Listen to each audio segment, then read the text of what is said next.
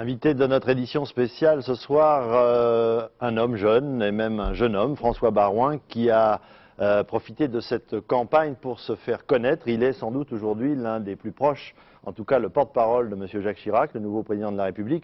On verra tout à l'heure si nous parlerons du prochain Premier ministre, on en parlera tout à l'heure. Mais d'abord, on dit que la fonction transforme l'homme. Entre le candidat Jacques Chirac, que vous avez suivi tout au long de cette campagne, et le président de la République, y a-t-il un changement en 24 heures? Non, on ne peut pas dire ça. On peut simplement dire l'expression d'une très grande joie, bien sûr, d'une très grande satisfaction et d'une immense sérénité. Et en même temps, pour l'avoir suivi entre 18 h et 20 h, c'est-à-dire juste avant l'annonce des résultats officiels de cette élection, je dirais la mesure de la tâche immense qui pèse sur ses épaules et la mesure également de la responsabilité immense qui est la sienne aujourd'hui, au regard des défis que nous avons à relever, que le pays a à relever, même notamment en termes de chômage et d'exclusion, qui sont ces deux priorités.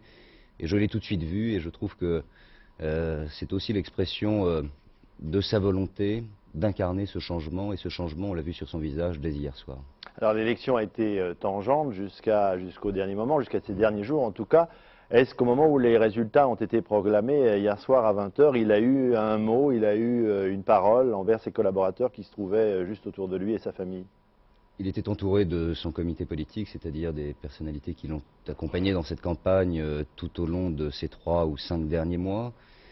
Il a eu simplement une réflexion qui était, me semble-t-il, très juste, c'était « notre pays a besoin de changer ». Et c'est le message qu'il nous a délivré juste avant de partir, soit pour les plateaux de télévision, soit pour le QG de campagne. Alors vous avez été tout au long de cette campagne très proche de Jacques Chirac. À un moment donné, ce n'est un secret pour personne, vous n'étiez plus très nombreux. Alors M. Chirac ne nous le dira jamais, mais est-ce qu'à un moment donné, autour de lui, vous avez envisagé de renoncer à cette élection? Est-ce qu'à un moment donné, il s'est senti découragé? Non. Moi, ça fait 2 ans personnellement que je suis à ses côtés et beaucoup n'ont pas varié au gré des sondages ou au gré de l'évolution de l'actualité de la vie politique. Tout le monde autour de lui a été guidé par sa volonté de porter un projet politique de changement en profondeur et également en douceur pour notre pays. Et évidemment, parfois, il a eu des réflexions qui pouvaient surprendre, qui pouvaient étonner, qui pouvaient éventuellement inquiéter, mais qui rassuraient toujours, parce qu'il nous a toujours expliqué qu'il était déjà au lendemain de l'élection. Il était le lundi matin. Qu'est-ce que l'on va faire? Quelles sont les réformes que nous allons engager? Quelles sont les mesures que nous allons prendre? Nous allons en parler précisément dans un instant, François Baroin. En tout cas, Paris, hier, a voté à 60% pour son maire. Jacques Chirac, qui l'a emporté dans plus des 2/3 des départements français, a obtenu un véritable plébiscite dans la région PACA et notamment dans le département des Alpes-Maritimes, avec 65,4% des voix, le meilleur score de la majorité depuis 30 ans. Reportage Alban Mikosi, Didier Beaumont. La Côte d'Azur, c'est un des bastions de Jacques Chirac. Le maire de Paris y a obtenu 2/3 des suffrages exprimés. Cet après-midi, Nice offre le visage serein des électeurs satisfaits. Je suis très heureuse aujourd'hui d'afficher mes opinions et de dire que la France va prendre un nouveau départ. 14 ans de socialisme, c'était le ras-le-bol. Le ras-le-bol, et ça prouve que Jacques Chirac est passé haut la main dans les Alpes-Maritimes. L'appel à voter blanc du Front National n'a pas été entendu. Seuls 4% de bulletins nuls ont été comptabilisés. Pour autant, les prochaines élections municipales ne sont pas dénuées de suspense. 5 listes UDF-RPR se déchirent déjà et la droite modérée joue à se faire peur. Le RPR a tout à fait les moyens de convaincre naturellement, je dirais, tous les responsables qui seront et qui devront s'unir derrière le champion que nous aurons choisi mardi. S'il y avait quelques récalcitrants, je suis très précis et très ferme, ils devraient prendre à ce moment-là leurs responsabilités. L'actuel maire de Nice, le RPR, Jean-Paul Baretti, attend toujours l'investiture officielle de son mouvement. Pour garder son fauteuil de maire, il lui faudra battre au second tour et la liste d'Union de la gauche et celle de l'ancien Front National Jacques Perrat, très bien implanté. À 1 mois seulement du scrutin, rien n'est joué. Chaque fois qu'un nouveau président de la République est élu dans notre pays, une ville ou un village rentre dans l'histoire. Souvenez-vous, il y a eu Colombey les 2 églises pour le général de Gaulle, Montboudive dans le Cantal pour M. Georges Pompidou, Chamalières pour M. Giscard d'Estaing, Château-Chinon pour M. Mitterrand. Et aujourd'hui, c'est Saran en Corrèze pour le président Jacques Chirac et aussi un village au nom prédestiné. Reportage Dorothée Olyric, Alain Dubas. Pour les rêveurs et les militants, cela pourrait être la capitale de la Chiraquie. En fait, ce n'est qu'un petit village de Corrèze, au nom quelque peu prédestiné. Et puis, on est chiracois et chiracoise, pas chiraciens et chiraciennes. Pour prolonger l'émotion de la veille, Robert a invité quelques amis de Chirac, enfin du village. C'est la Chiraquie. Je pense qu'il le faut. Je pense qu'il nous fallait un président corrézien, il nous fallait un président fort. On l'a. On est ravis. Comment vous l'appelez entre vous À nous, c'est le Grand Jacques. Pour nous, ça veut dire beaucoup de choses. Hein. Grand par la taille, mais grand aussi, je pense, parce qu'il représente.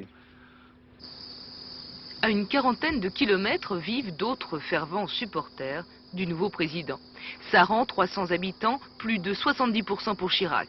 Pas étonnant, c'est ici que Jacques Chirac vote. Mais on connaît M. Chirac depuis longtemps, c'est quelqu'un de très simple, très simple, oui, qui ne nous impressionne pas outre mesure, quoi. C'est pas le noble du coin, hein. C'est quelqu'un, quand il vient, il vous serre la main, il vous tape sur l'épaule, il vous tutoie, il vous paye un coup au café. C'est un peu comme quelqu'un comme vous et moi. Hein. Vous pensez que ça peut devenir d'une certaine façon un peu le nouveau Latché? Vraisemblablement. Ça l'est déjà, on voit déjà beaucoup de voitures qui circulent, des voitures étrangères. Et vraisemblablement, c'est ce qui se passera pour Saran. Ce que viennent voir les touristes, c'est le château de Bitty, à quelques centaines de mètres du centre du village. Il est là, majestueux mais discret.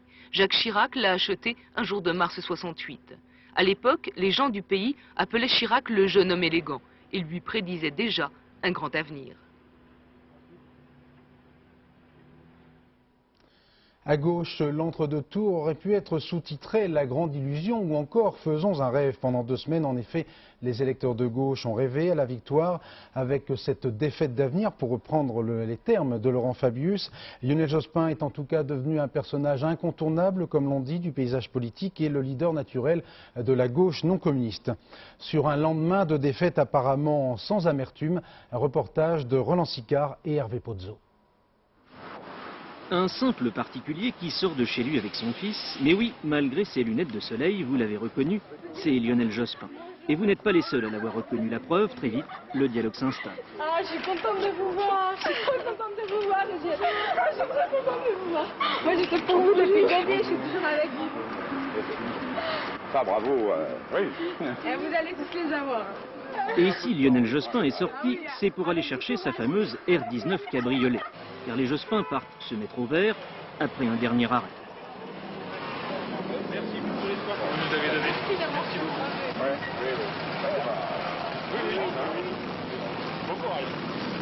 Et pendant que Lionel Jospin s'éloigne, prend du recul, au Parti socialiste, on tente de préparer l'avenir. C'est qu'avant la présidentielle, Lionel Jospin se plaçait dans la minorité du parti. Le premier secrétaire, Henri Emmanuelli, s'est même opposé à lui au moment de l'investiture. Mais aujourd'hui, la direction du PS l'admet, tout a changé. Maintenant, Lionel Jospin est un des principaux socialistes, un membre de la direction du Parti socialiste. Il faut sans doute lui trouver une place dans un dispositif, mais c'est à lui de savoir et de dire ce qu'il veut, ce qu'il entend faire dans les mois et les années qui viennent. En tout cas, au quartier général de Lionel Jospin, tout le monde en est convaincu. Cette place qui reviendra au candidat du PS devrait être une place de premier choix. Car il faut dire que 47% et plus, c'était un score inespéré pour le Parti socialiste après les 14% par exemple réalisés aux dernières élections européennes. En d'autres termes, Lionel Jospin a réussi au cours de sa campagne à rendre sa crédibilité au Parti socialiste, à en refaire une force d'alternance, et le voilà tout naturellement placé dans le rôle de véritable patron de l'opposition. C'est lui qui devrait conduire la recomposition de la gauche, c'est lui qui devrait conduire la prochaine bataille des élections législatives qui auront lieu dans 3 ans. Bref, les socialistes rêvent déjà de revanche. La politique est un éternel recommencement. Lionel Jospin, conseiller général de Sainte-Gabelle dans les Hauts-de-Garonne, a obtenu ses meilleurs scores dans le sud-ouest, majorité absolue dans 6 départements sur 8 en région Midi-Pyrénées, et comme pour François Mitterrand en 81 et en 88, c'est l'Ariège qui a donné le meilleur score national au candidat socialiste, 59,8% des voix. Reportage Isabelle de Lyon, Olivier Combe. À Ozat, on compte les points au concours de boules. Pour le match Jospin-Chirac, c'est réglé depuis hier 18h. Dans ce canton de l'Ariège, on a voté Jospin à 69%. C'est un peu la tradition des anciens pastoureaux, des anciens chasseurs d'ours. des gens qui sont habitués à faire un effort, à avoir quelque chose de très dur, et ont une tradition à gauche. L'Ariège aussi est un département des plus pauvres, donc quand on est pauvre, en général, on vote à gauche, quoi. Voilà. Ici, on va à l'usine et on craint pour son avenir. On vivote chichement de l'agriculture de montagne. Mais on se rappelle que les mineurs du canton figuraient parmi les pionniers de l'autogestion au début du siècle. Et depuis la libération, on a le socialisme chevillé au corps. Nous sommes toujours restés en section, comme ça bien structuré. Il y a sur 11 maires du canton, nous en avons 9 qui sont au Parti socialiste. Nous sommes très attachés aux idéaux de justice, d'égalité, de fraternité. Et c'est ce qui explique qu'en zone rurale, le candidat socialiste réalise souvent un très bon score. C'est ce qui explique aussi leur désappointement aujourd'hui. Moi j'étais déçu parce que ma chèque est passée. Faudra dire quand même à M. Chirac qu'il ne nous oublie pas. Hein. Parce que maintenant, c'est lui qui est passé. Hein. C'est pas parce qu'on a voté socialiste qu'il faut qu'il nous oublie. Mais Jacques Chirac n'est pas arrivé à rester sur les panneaux électoraux et l'Ariège vue de Paris, c'est loin. Si vous nous avez suivis hier soir, et vous nous avez suivis, puisqu'à certains moments vous avez été plus de 10 millions à regarder France 2, vous avez pu constater que du côté du gagnant, comme du perdant d'ailleurs, la foule était là pour féliciter ou consoler son candidat. Des deux côtés d'ailleurs, l'ambiance était à la fête et les deux candidats se sont même téléphonés après les résultats de 20 h. Guylaine Chenu, José Léon-Lapierre reviennent sur ces événements de la soirée. 20 h, une onde de choc parcourt l'avenue d'Iéna. La tension s'est relâchée, plus rien n'arrête la joie des supporters de Jacques Chirac. Et comme dans tous les grands moments, une Marseillaise s'improvise.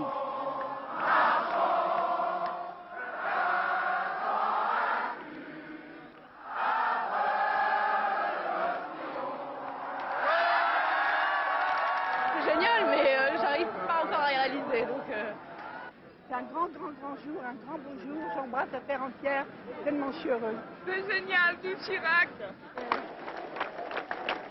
De l'autre côté de la Seine, une toute autre émotion envahit la maison de la chimie. Et ce sont les aînés, plus coriaces, qui consolent les novices. Faut pas pleurer, tu vas voir, on gagne là. Dans les derniers jours, à gauche, beaucoup avaient rêvé d'une surprise. À 20 h, il faut revenir sur terre. C'est bien une défaite, mais dans l'honneur.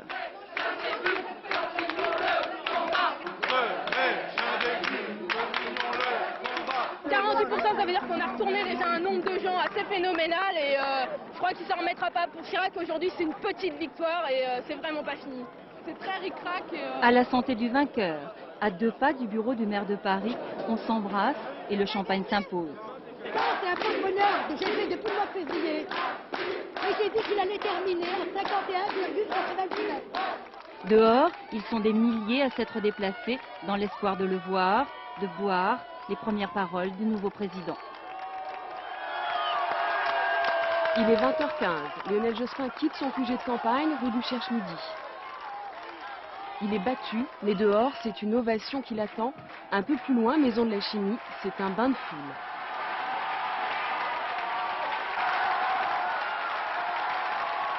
Ses premiers mots seront pour Jacques Chirac. Lionel Jospin lui souhaite bonne chance avant d'évoquer l'avenir. Il n'est pas président, mais la gauche a gagné un leader. Vive la République et vive la France! Je serai le président de tous les Français, promet Jacques Chirac. À 21 h, il remercie ses électeurs. Il parle d'espoir retrouvé. Premier bain de foule. Au diable le protocole, on en profite. Ce soir, le nouveau chef d'État est encore accessible.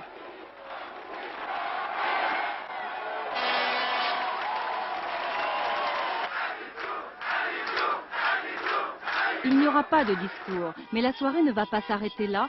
Pas question de rentrer chez soi quand on a le cœur qui déborde. Leur joie, les Parisiens veulent la partager. La plupart, sans se donner le mot, ils vont se retrouver par milliers sur les Champs-Élysées, autour de l'obélisque illuminé.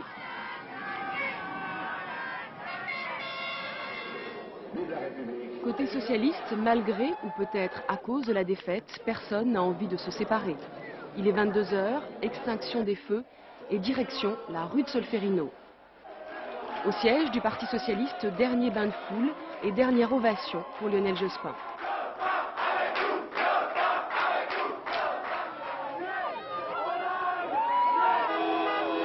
Une nuit presque blanche aussi dans toutes les grandes villes de France.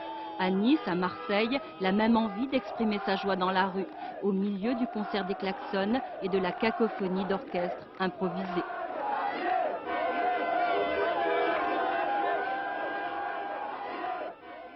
À Rennes aussi, on sort les drapeaux et partout, le même désir, l'unique désir, celui de faire la fête. En province aussi, les soirées sont plus courtes à gauche, plus courtes et plus silencieuses. Les visages sont fermés, l'ambiance est à la déprime.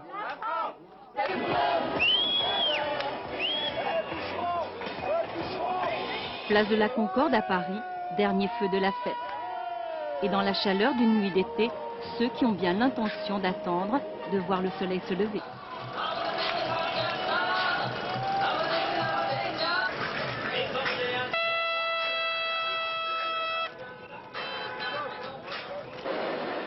La fête a duré jusqu'au bout de la nuit. Le soleil se lève à peine et déjà, d'autres sont au travail. Sur les Champs-Élysées et à la Concorde, place aux cérémonies du 8 mai.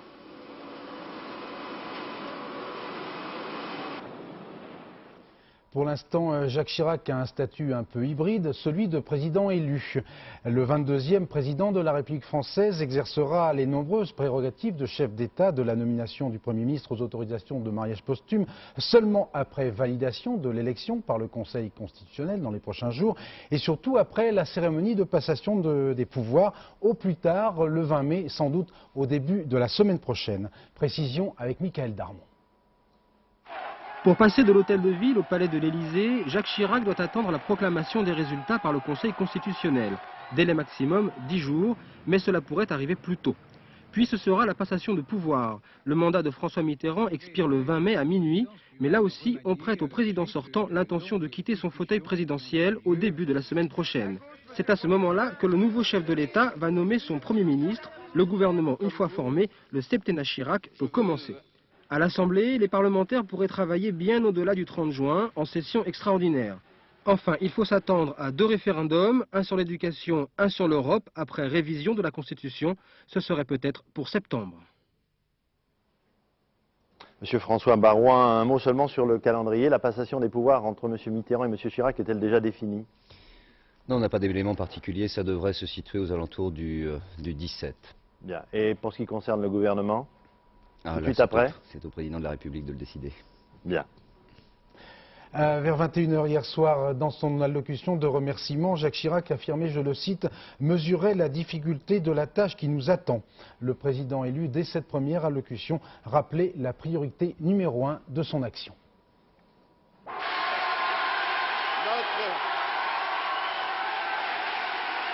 Notre bataille principale a un nom, la lutte contre le chômage. Les remèdes classiques ont fait long feu. Il faut une nouvelle approche, de nouvelles méthodes.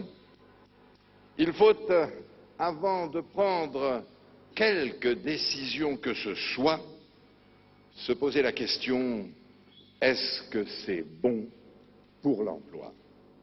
Toutes les initiatives seront soutenues, toutes les énergies seront mobilisées, toutes les réussites seront encouragées. Selon certains témoignages, Jacques Chirac, à l'annonce du résultat hier soir, aurait confié « Maintenant, il va falloir réussir ». Avec la perspective redoutée d'un 3e tour social, les rendez-vous internationaux, le G7, le Conseil européen de Cannes, Jacques Chirac n'aura guère le temps de se reposer avant de s'atteler aux dossiers les plus urgents. Avec Ève Mété, un aperçu des premières mesures à prendre.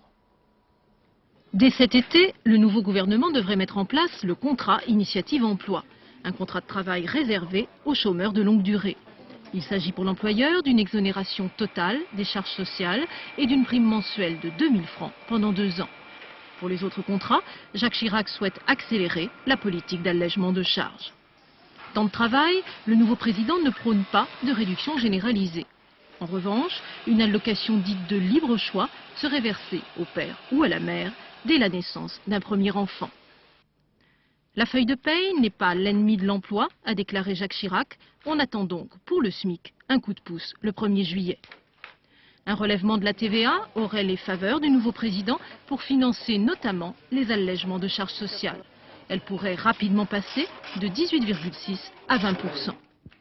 Pour l'impôt sur le revenu, Jacques Chirac souhaite diminuer le nombre de tranches et ramener le taux maximum d'imposition de 56,8% aujourd'hui à 50%. Le programme de privatisation devrait se poursuivre. Jacques Chirac en attend 50 milliards de francs par an. Enfin, le logement, de nouvelles aides à l'accession à la propriété devraient être créées. Bénéficiaires, les familles gagnant entre 9 000 et 18 000 francs bruts par mois. Alors avec vous, François Barouin, nous allons examiner ce calendrier économique et social. Mais d'abord, je sais que vous voulez dire un mot à propos de M. Jospin. Oui, simplement un mot pour saluer la déclaration noble d'hier soir de Lionel Jospin, qui a souhaité bonne chance à Jacques Chirac après l'avoir félicité pour son élection. Et je trouve que c'était dans le droit fil du débat d'il y a quelques jours qui a opposé Jacques Chirac et Lionel Jospin. Et je trouve que c'est un signe de maturité politique, modestie, respect de l'adversaire et souci de se battre pour ses idées en respectant l'autre. Alors maintenant, au travail, il y a un calendrier. M. Chirac en a déjà fixé les contours pendant la campagne avec des priorités. La première priorité, M. Seguin l'a déjà annoncé aujourd'hui, ce sont des mesures spectaculaires pour ce qui concerne l'emploi. Et il l'a dit dès avant le 14 juillet. Ce serait quoi ces mesures? Bon, tout d'abord, c'est le gouvernement qui sera sous l'autorité du Premier ministre nommé par le Président de la République qui donnera le calendrier, mais il faut s'appuyer sur les déclarations et les projets de Jacques Chirac dans le cadre de cette campagne. Il a dit ce qu'il fera s'il était élu, il fera ce qu'il a dit maintenant qu'il est élu. Sur le front du chômage, je crois que tout le monde est bien conscient du fait qu'il y a urgence, et urgence à lutter notamment sur deux fronts. Le premier, c'est le chômage de longue durée. Nous avons 1 300 000 personnes qui sont actuellement sur le carreau depuis plus d'un an. Une augmentation de 30% du chômage de longue durée, une augmentation de la durée moyenne du chômage. Il y a donc des mesures très fortes, d'urgence et prioritaires à prendre. C'est l'idée du contrat initiative emploi, c'est-à-dire un contrat spécifique pour les chômeurs de longue durée, exonération de toute charge sociale pendant 2 ans, plus une prime mensuelle de 2 000 francs pour les entreprises qui embaucheront quelqu'un qui est sans emploi depuis plus d'un an. Le chômage des jeunes, naturellement. Lorsque l'on voyait les scènes de l'IS hier soir, il y a une génération Chirac, c'est la génération des 20-25 ans. C'est aussi celle qui est le plus touchée par le chômage. 28% des 18-25 ans sont actuellement sans emploi. Il y a donc là encore, me semble-t-il, des mesures très fortes à prendre. Jacques Chirac a donné des précisions sur ce flanc. Alors pour d'autres mesures, comme le coup de pouce au SMIC, ça c'est une décision qui sera prise très rapidement? Ça appartient au gouvernement, mais là encore, il y a eu des engagements qui ont été pris. Alors sur les salaires, on sait que d'une certaine façon, c'est M. Chirac qui a relancé l'idée que l'on pouvait augmenter les salaires puisqu'il y avait de la croissance. Comment va-t-il agir dans ce domaine-là? Est-ce qu'il va laisser agir le CNPF et les syndicats? Est-ce qu'il va réunir une grande réunion nationale? Là encore, qu'on se comprenne bien, on est à 24 heures au lendemain de l'élection présidentielle. Il ne m'appartient pas ce soir de dire ce que fera le gouvernement naturellement. Ce que je veux dire, c'est que ça part d'un constat. Lutte contre la pensée unique, il paraît que le salaire et l'emploi étaient opposés. La réponse a été clairement non et Jacques Chirac a dit 1 franc de plus sur une feuille de paie. Ce n'est pas 1 franc qui est perdu pour l'économie, c'est 1 franc qui est épargné, qui est consommé. Par conséquent, il faut avoir une approche dynamique de l'économie. Et dans cet esprit, déjà, des contacts ont été engagés entre les responsables syndicaux et le patronat. Il y a une rencontre en juin. De quelle manière le gouvernement et les pouvoirs publics y prendront part, ça c'est au gouvernement d'y répondre. Pour ce qui concerne l'augmentation provisoire de la TVA, vous savez, chaque fois qu'on parle d'une augmentation provisoire en France, on voit se profiler une augmentation au contraire de longue durée. Je crois que là-dessus, l'idée force de Jacques Chirac, c'est de faire un audit à l'impulsion du gouvernement, en collaboration avec le Parlement qu'il souhaite revaloriser dans son travail au quotidien de législateur et de contrôleur de l'action gouvernementale, avec l'appui naturellement de la Cour des comptes. Et c'est à l'issue de cet audit que l'on verra quelles sont les économies que l'on est capable de faire sur le train de vie de l'État. Et d'une certaine manière, si on vous dit à vous, vous dépensez plus que vous ne gagnez, faites des économies de 3% à la fin du mois, je ne vois pas pourquoi ce qui est possible pour une famille ou pour vous-même, M. Bilalian, ce ne serait pas possible pour l'État. Alors les syndicalistes ont prévenu déjà dès hier soir, M. Blondel, Mme Notat, qu'ils surveillaient de très près les décisions qui allaient être prises. Est-ce que vous craignez ce que l'on a appelé un peu pompeusement le 3e tour social qui vous guetterait? Mais l'idée d'un 3e tour social, ça voudrait dire au fond une sanction des Français à l'égard du suffrage universel, ce qui n'a pas de sens. En revanche, les syndicats ont tout à fait raison naturellement, et ils sont dans leur rôle de faire en sorte, d'une part, de préserver les acquis sociaux et d'autre part, de faire avancer aussi le monde du travail. C'est vrai qu'il y a des évolutions naturelles et nécessaires sur le temps partiel, sur la réduction du temps de travail. Tout ça, ce sont des débats qui seront ouverts avec l'ensemble des responsables politiques, patronaux et syndicaux. Dernière chose, est-ce que des décisions symboliques des premiers jours de présidence de M. Chirac vont être prises et quelles sont-elles, si vous les connaissez ou si vous en avez une idée? Écoutez, je suis convaincu qu'il en prendra et je suis convaincu qu'il vous en livrera la confidence. Et la dernière chose, on parle beaucoup de M. Juppé comme Premier ministre. Là encore, c'est une décision qui lui appartiendra. Il vous l'annoncera prochainement. Merci.